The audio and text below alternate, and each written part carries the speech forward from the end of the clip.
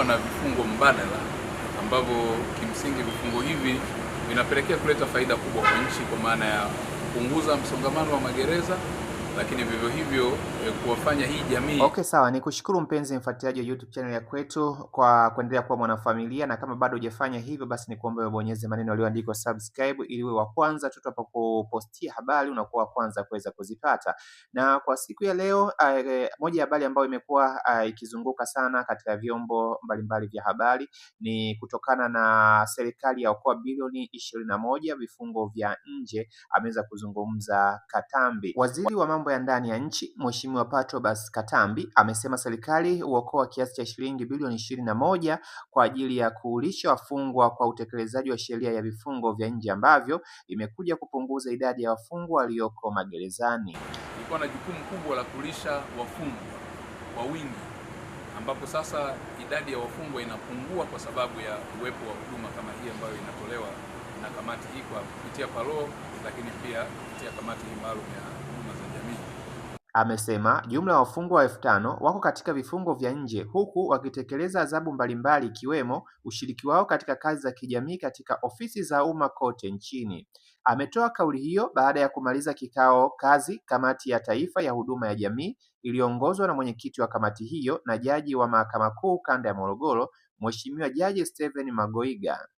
Kikao hicho pia kilihudhuriwa na kaimu mkurugenzi wa idara ya huduma ya uangalizi Asha Katembo na mjumbe wa kamati ya taifa ya huduma ya jamii Alois Msika. Na vifungo mbadala ambavyo kimsingi vifungo hivi vinapelekea kuleta faida kubwa kwa nchi, kwa maana ya kupunguza msongamano wa magereza, lakini vivyo hivyo kuwafanya hii jamii iendelee kuwa attached kwenye upande wa jamii, kwa maana ya wafungwa wanaofungwa chini ya miaka 4 anakuwa na fursa ya kufanya kifungo chake au kutumikia kifungo nje ya gereza, lakini wakati huo akipata fursa ya kuweza kukutana na familia yake au kufanya majukumu mengine ambayo ni ya msingi.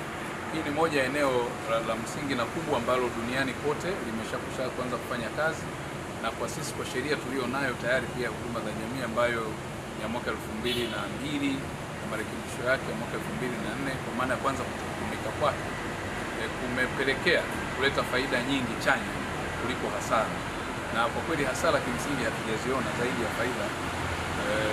Ukiangalia kwa upande wa serikali ilikuwa na jukumu kubwa la kulisha wafungwa kwa wingi, ambapo sasa idadi ya wafungwa inapungua kwa sababu ya uwepo wa huduma kama hii ambayo inatolewa na kamati hii kwa kupitia parole, lakini pia kupitia kamati hii maalum ya huduma za jamii.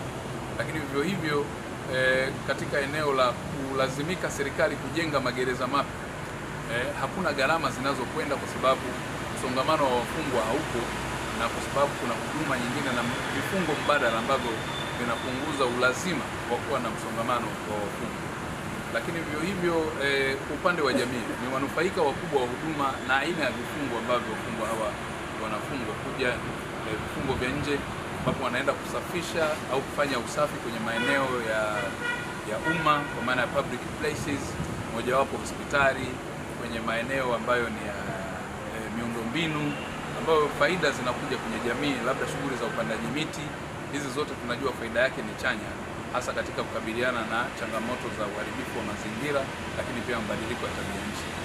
Na yapo mambo mengine mengi, ukiangalia kwa sehemu kwa ukubwa wake sana, ongeza kuangalia wenzetu wa Wizara ya Fedha, jinsi ambavyo kamati hii ya huduma za jamii inavyofanya kazi kubwa ya kuokoa fedha za serikali. Mathalan, kwa mfano, katika kipindi kifupi hiki kuna zaidi ya takriban wafungwa 5,000 kwa ufupi tu, ambapo kama ongeza kutumia shilingi 5,500 kwa siku kwa gharama za chakula, na pengine huwa gharama ni zaidi ya hapo kwa sababu kuna ya matibabu, kuna gharama nyingine za ulinzi, kuna gharama nyingine za ziada ambazo angehitaji labda kutumia maji, angeongeza bili. Kwa kupigia hesabu tu ndogo ya shilingi 5,000 wanaokoa shilingi bilioni 21.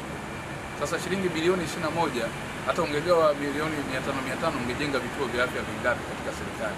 Kwa uokovu wao wanaokoa fedha nyingi sana ya serikali, ingawa huwezi kuiona in cash. Na hili ndio iwe spirit ya Wizara ya Fedha pia kuona, pamoja na mamlaka za serikali, mamlaka za serikali za mitaa huko chini, wakuu wa mikoa na wakuu wa wilaya watoe ushirikiano mkubwa kwa mwenyekiti wetu wa kamati hii Mheshimiwa Jaji Stephen Magoiga na wanakamati wote kwenye yale ambayo wanayapendekeza na kuyashauri upande wa serikali, hata Wizara ya Mambo ya Ndani, Katibu Mkuu aweze kuliona hili na jamii pia iweze kupokea hawa wafungwa wanaokuja kwa vifungo vya nje ambavyo ni vifungo mbadala, na jambo hili lina tija kubwa kwa nchi yetu. Mimi nikushukuru sana mtazamaji na msikilizaji ambao umekuwa ukiendelea kutufuatilia. Kumbuka tu hii ni Mr. Simulizi.